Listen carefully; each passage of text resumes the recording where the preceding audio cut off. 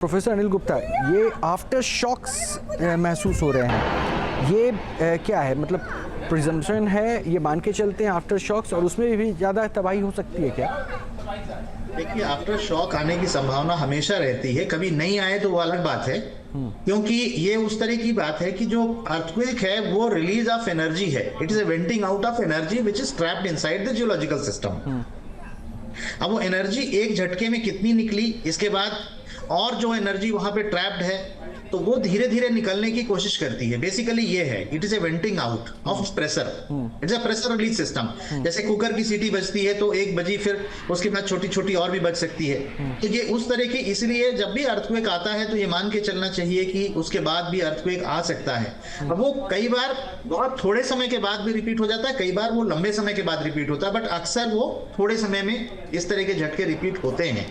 अब वो after shock लगभग अक्सर ये होता है कि वो कम तीव्रता के होते हैं, और उसमें जो डैमेज हो गया उसको थोड़ा सा डैमेज और बढ़ा सकते हैं, क्योंकि अगर कोई बिल्डिंग है वो आधी लटक गई है, अब वो दोबारा एक झटका आया तो वो पूरी गिर जाएगी। लेकिन कभी कभी ऐसा भी हो सकता है कि आफ्टर शॉक पहले शॉक से ज्यादा तीव्रता वाला भी हो सकता है। ओके, तब ऐसा जी, ये मतलब एक खतरा है, एक डर है, मतलब, और यही शायद थर्ड टाइम आफ्टर शॉक महसूस करने के बाद लोगों में और ज़्यादा घबराहट हो रही होगी। आदित्य सरकार साहब, ये आफ्टर शॉक वाकई मतलब चैलेंजिंग तो है। ऐसे सिनारियो में किस तरह से लोगों को रिएक्ट करना चाहिए, क्योंकि अभी गवर्नमेंट वहाँ पे लोगों को दफ्तर से, घरों से बाहर निकाल रही है? इतनी ज़्यादा नहीं होती है तो घबराने की बात नहीं है। आपने पहले भी जो देखे हैं, जो भी अर्थक्वेक हुए हैं, उनमें भी आफ्टर शॉक रहते हैं। और आफ्टर शॉक्स बेसिकली, जैसे सर बोल रहे हैं, अनिल सर बोल रहे हैं कि ये एक तरह से क्या है, रिलीज ऑफ एनर्जी है, जो बची हुई रेसिडुअल एनर्जी है वो रिलीज हो रही है। तो घबराने की बात नहीं है। अगर आफ्टर शॉक होंगे, समय के साथ जितने आफ्टर शॉक आएंगे उनकी क्षमता और तीव्रता कम होती जाएगी। तो आई थिंक जो सबसे भयावह स्थिति थी वो गुजर चुकी है, और अभी जो है स्थिरता की तरफ और जो है रिलीफ की तरफ जैसे जो काम है वो जल्दी करने की ज़रूरत है। ओके सर, मैं ये मानूं कि रिलीफ की स्थिति है, प्रोफेसर अनिल गुप्ता, जो आदित्य जी कह रहे हैं? क्योंकि डर तो अभी है, ये तबाही के जो तस्वीरें आ रही है वो तो किसी को भी डरा ही रही होगी वहाँ पे। बिल्कुल, और इसीलिए जो अभी जो कार्य है वो यही है कि लोगों को वापस से तुरंत घर पे नहीं जाने दिया जाए और लोगों को बाहर रखा जाए, क्योंकि पता नहीं अभी किस तीव्रता का भूकंप अभी दोबारा से आ सकता है। और जो बिल्डिंग अभी लग रहा है कि वो पूरी तरह से क्षतिग्रस्त नहीं है, अगर लोग वहां पर हैं और वो बिल्डिंग ढह सकती है या उसमें कुछ नुकसान हो सकता है, तो जब सबसे पहली चीज होती है कि जान माल का नुकसान हम बचा लें।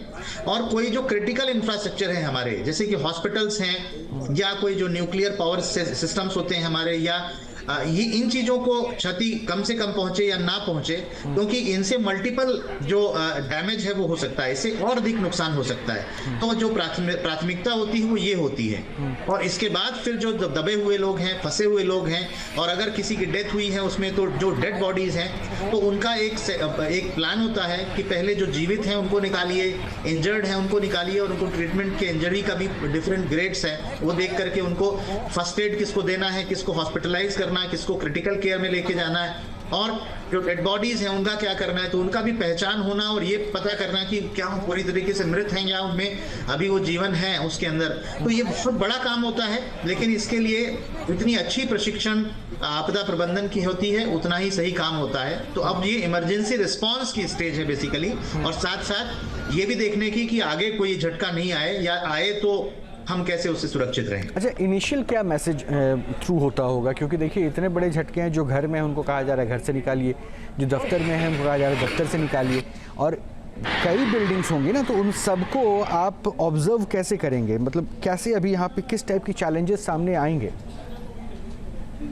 देखिए, चैलेंजेस तो हैं इसमें, और चूंकि मीडिया रिस्टोर होता है, मीडिया के साथ रहता है कि भाई जो न्यूज़ मीडिया है वो रिस्टोर रहता है, और लोगों को संदेश देने के तरीके होते हैं। तो वहाँ पे जो प्रशासन है, अब वो उसके जरिए भी लोगों को अनाउंस किया जा रहा है, उसके जरिए भी लोगों को संदेश दिया जा रहा है, और जो भी सिक्योरिटी सिस्टम है उसके जरिए भी लोगों को संदेश दिया जा रहा है। और वैसे भी जो लोग यहाँ पर हैं वो खुद भी इस तरह के संदेश की प्रतीक्षा रहते हैं कि हमको क्या अभी करना क्या है, तो लोग खुद भी इसमें प्रोएक्टिव हैं कि करना क्या है। तो जैसी सूचना मिलती है लोग उसमें सहयोग भी करते हैं। ये आपदा प्रबंधन प्रशिक्षण का एक फायदा होता है। लेकिन इस बात में जो अभी बात ये हुई है कि जिस तरीके का अर्थक्वेक आया है, ये बहुत कई दशकों तक इतना बड़ा अर्थक्वेक नहीं आया था। तो एक कहते हैं कि public has a short memory, वो चीज हो जाती है कि जो चीज घटना हमारे जीवन काल में कभी नहीं हुई या हमने सुना नहीं कि नियर फ्यूचर में, नियर पास्ट में हुआ हो, तो उसके बारे में हमारी सजगता थोड़ी कम हो जाती है। तो ये एक चैलेंज भी है, लेकिन चूंकि हमारा कम्युनिकेशन सिस्टम अभी बहुत अच्छा है, हमारे लिए एक सहयोग की बात है। तो ये अभी तत्परता से काम शुरू हुआ है। अच्छा डॉक्टर आदित्य सरकार, ये जो भूकंप के झटके महसूस हुए, झटके आए, आसपास के इलाकों में भी आए, तो शायद एक स्टडी तो अब इन पे किया जाएगा ना, क्यों झटके महसूस किए गए, वो या इनिशियली शुरू करते हैं या फिर बाद में रिसर्च शोध किया जाता है? देखिए, ज़्यादातर केसेस में बहुत सी एजेंसीज़ हैं, बहुत से संस्थान हैं जिन्होंने पूरे दुनिया भर में जो भूकंप प्रभावित क्षेत्र हैं, उनकी जो ऐतिहासिक भूकंपों की जो संरचना है, उन पे कार्य किया है और उसके हिसाब से उन्होंने जोन्स बनाए हैं। जैसे इस क्षेत्र को उन्होंने जोन 4 में डाला है जितना मैं जानता हूँ। और जो ये बिल्कुल सर कह रहे हैं कि ये दशकों में आने वाले भूकंपों में है। जैसे भुज का भूकंप हम 25 साल के करीब होने को आ गया है, हम आज भी याद करते हैं, उसकी तीव्रता लगभग इतनी ही थी। और ये भूकंप जो है एक तरह से जो भी स्टडीज हुई हैं, जो भी काम हुआ है, उसमें और एक दायरा, एक और डायमेंशन जोड़ने का काम करेगा। साथ ही साथ ये भी है कि ये जो भूकंप है, इनको एक तरह से हम जो है कैटेगराइज नहीं कर सकते, एक तरह से हम इनको प्रेडिक्ट नहीं कर सकते हैं। बट जितनी ज़्यादा हमें जानकारी मिलेगी, जितनी ज़्यादा जानकारी जमा होगी, भविष्य में उतना ही हम सतर्कता के साथ, उतनी ही सावधानी के साथ हम काम कर सकते हैं। मैं आपके पास आ रहा हूँ, एक तस्वीर बड़ी खौफनाक सी है, वो मैं दिखा रहा हूँ। किसी मोबाइल पर एक कैप्चर हुई निर्माणाधीन इमारत था, वहाँ क्रेन, जो ऊंची ऊंची क्रेन होती हैं जो निर्माणाधीन इमारतों पे आपने देखा होगा, दरअसल वो क्रेन भी वहाँ लगा हुआ था। और जैसे ही झटके महसूस हुए, सबसे पहले वो क्रेन उस बिल्डिंग के पास से गिरता है और बिल्डिंग के चारों तरफ से पानी की बौछार देखने को मिल रही है। आप ये झटके जो है ये बताने को काफ़ी हैं कि देखिए किस तरह से आपकी तमाम प्रिपरेशन धरी की धरी रह जाएगी या रह जाती है जब प्राकृतिक आपदा ऐसे कंडीशन पे आती है। मैं यही समझना चाह रहा था प्रोफेसर अनिल, ये देखिए जो विजुअल मैंने डिस्क्राइब किया, ये इमारत ऊंची बिल्डिंग थी, बिल्डिंग बन रही है और क्रेन लगाया गया था, और इन झटकों के बाद किसी के लिए शायद संभलना संभव ही नहीं हो पाया। ये देखिए सही बात है। और अभी जो बिल्डिंग्स की डिज़ाइन है उसको लोग जानते हुए भी कई बार उसमें फ्लॉज होते हैं। हम ज़्यादा देखते हैं कि वो सुंदर बिल्डिंग बने, वो बिल्डिंग बड़ी अच्छी दिखे, यूनिक दिखे। जो हम बिल्डिंग बना रहे हैं, बहुमंजिली इमारत बना रहे हैं, वो दूर दूर तक लोग अलग से देखें कि ये बिल्डिंग अलग है, जबकि सेफ्टी नंबर 2 पे चली जाती है। और ये चीज़ सिर्फ वहाँ पे नहीं, आप उससे ज़्यादा इस तरह की स्थितियाँ भारत के अंदर देख रहे होंगे, दिल्ली और एनसीआर के आसपास भी देख रहे होंगे कि जो नई बिल्डिंगें बन रही हैं उन पे सुंदर दिखनी चाहिए, यूनिक दिखनी चाहिए, अलग दिखनी चाहिए। सेफ कितनी है, शायद ये दूसरे या तीसरे नंबर की बात होती है। अर्थक्वेक में भी बात होती है कि अर्थक्वेक रेजिलिएंट होना चाहिए। बहुत सारी बिल्डिंग्स या आपको मिलेगा स्ट्रक्चर जिसमें आप कहेंगे कि वो अर्थक्वेक रेजिलिएंट डिज़ाइन है। एक सवाल उठता है, अर्थक्वेक रेजिलिएंट डिजाइन है और अर्थक्वेक रेजिलिएंट कंस्ट्रक्शन है, डिजाइन को आपने कितना फॉलो किया है? और कई बार डिजाइन को फॉलो भी करना चाहते हैं, कई बार हम डिजाइन को समझते ही नहीं है कि वो डिजाइन क्या कह रही है। जब सिक्किम अर्थक्वेक हुआ था तो उसमें जो बीम्स और कॉलम है वो सब ठीक से बनाए गए थे, लेकिन बीम्स और कॉलम ठीक बनाए गए थे, लेकिन बीम्स और कॉलम को आपस में जोड़ा ही नहीं गया था जिस तरीके से। मैं बहुत सरल शब्दों में कह रहा हूं। और जब वो बिल्डिंगें टूटी तो उसको देख करके लग रहा था कि छोटी सी गलती की वजह से पूरी की पूरी बिल्डिंग टूट गई, पूरी की पूरी बिल्डिंग ढह गई।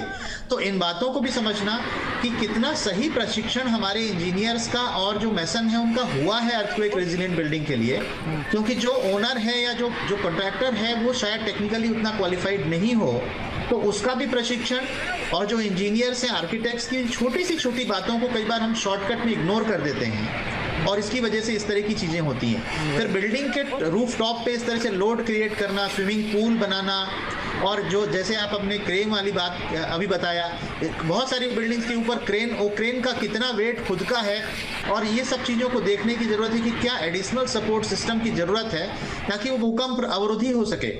तो ये बातें बहुत ही महत्वपूर्ण है, और भारत में भी ऐसी बिल्डिंग्स बहुत सारी हैं, हमारे एनसीआर में भी हैं, और अगर 7.7 का अर्थक्वेक वहां पे इस तरह से तबाही ला रहा है, तो अगर यहाँ पे ऐसी कोई घटना को हम सोचे तो शायद यहाँ पे तबाही उससे कई गुने ज्यादा होगी, ऐसा सोच के चलना चाहिए। ये एक बहुत बड़ा भय या डर की बात है, और इसको बहुत ही सीरियसली लेना चाहिए। नहीं, ऐसा क्यों आपने कहा कि भारत में तबाही और ज्यादा हो सकती है? क्योंकि हमारे जो कंस्ट्रक्शंस हैं आप उनको देखें, हमारे यहाँ शायद ही 30% बिल्डिंग्स भी शायद ऐसी नहीं होंगी जो पूरी तरीके से भूकंप अवरोधी हों। तो इस बात को आप सोच के चलें, जिनको हम कहते हैं 30% या 25% भूकंप अवरोधी, अगर उनका स्ट्रक्चरल ऑडिट करेंगे तो पता चलेगा कि उनके अंदर भी बहुत सारे फ्लॉज हैं, क्योंकि डिजाइन उनकी सही होगी, उनका कंस्ट्रक्शन उतना सही नहीं किया होगा डिजाइन को पूरा फॉलो करके। और ये बहुतायत से देखने को मिलेगा आपको यहाँ पे, क्योंकि शॉर्टकट बहुत काम चलता है। कई बार उसमें सीमेंट और जो उसका मिश्रण है, इसके बाद कहाँ पर उसमें वो रिट्रोफिट जो अंदर से उसको बाइंडिंग करनी है, कहाँ पे उसमें आयरन वो लगाना है, कहाँ से कौन सी चीज लगानी है, उसमें शॉर्टकट बहुत हो जाता है। तो इस वजह से, और अगर खासकर जो मैं एनसीआर की बात करूं, एनसीआर में तो जो बहुत मैसनरी स्ट्रक्चर बहुत बनते हैं। मैं आता हूं अभी आपके पास, लेकिन मैं ज़रा एक बार फिर से इन तस्वीरों को दिखाना चाहता हूं दर्शकों को कि देखिए भूकंप के झटकों के बाद जो स्ट्रीट लैंप्स हैं, सड़कों पे जो लाइट्स लगी होती हैं, वो कितनी तेज़ गति में डोल रही हैं दाएं बाएं। यानी अब इन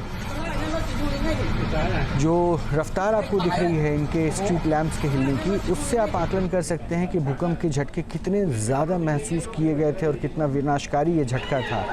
और ये बिल्डिंग देखिए, जिस बिल्डिंग को मैं बार बार आपको दिखा रहा था कि ये बिल्डिंग चारों तरफ से पानी का फवारा नज़र आता है, और दूसरी तरफ क्रेन वहाँ जो लगा हुआ था, वो क्रेन उलटकर गिर जाता है,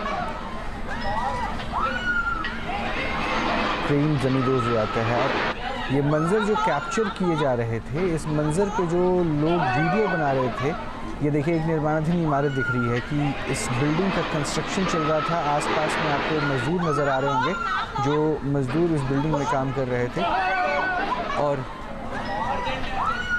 वो बिल्डिंग जमींदोज़ होती है, और उसके बाद वहाँ जो मजदूर हैं वो वहाँ से भागते हुए नज़र आए। डॉक्टर आदित्य, अब आगे लोगों के दिमाग में क्या अप्रोच होगा? देखिए, सबसे पहला तो लोगों को सतर्कता रखनी बहुत ज़रूरी है, क्योंकि ये भूकंप जो है, अभी जैसे मैं बोल रहा हूँ, अभी आफ्टर शॉक्स आने का अंदेशा है। हालांकि आफ्टर शॉक्स की जो है तीव्रता और क्षमता दोनों ही कम रहेगी, बट ऑलरेडी जो डैमेज हो चुका है वो उसमें और ज़्यादा एक तरह से और ज़्यादा दबाव डाल सकता है। तो लोगों को सबसे पहले तो अपने आप को सुरक्षित रखना ज़रूरी है, अपने आसपास सुरक्षा रखनी ज़रूरी है, जान माल की जो नुकसान हुआ है उसको आंकलन करना ज़रूरी है, और इससे जो है जो भी जानकारी इकट्ठा हुई है सरकारों को, और जो वैज्ञानिक जो हमारे मित्र हैं वहाँ म्यांमार में विशेष इलाके में, उसको इसके आधार पे अब बेहतर जो है डेवलपमेंट के प्रोस्पेक्ट हैं, या जो बिल्डिंग कंस्ट्रक्शन की जैसे सर बात कर रहे हैं, उन चीज़ों पे ध्यान देना भी बहुत ज़रूरी है। पर इस समय सतर्कता और सावधानी जो है दो स्तंभ हैं जिन पे लोगों को अपने ऊपर ध्यान रखना पड़ेगा, और उम्मीद करते हैं कि इसका जो है और बुरा असर और इससे ज़्यादा बदतर ना हो चीज़। तो मेरे साथ मेहमान जुड़े हुए हैं, लेकिन मैं आपको उस बिल्डिंग की तस्वीर दिखा रहा हूं, क्योंकि जब ये झटके महसूस हो रहे थे, कुछ लोग दफ्तर में थे, कुछ लोग घरों पे थे, कुछ सड़कों पे थे, वो इन झटकों को महसूस करने के बाद मोबाइल पर कुछ लोगों ने उन वीडियोस को भी कैप्चर किया, ताकि इस घटना को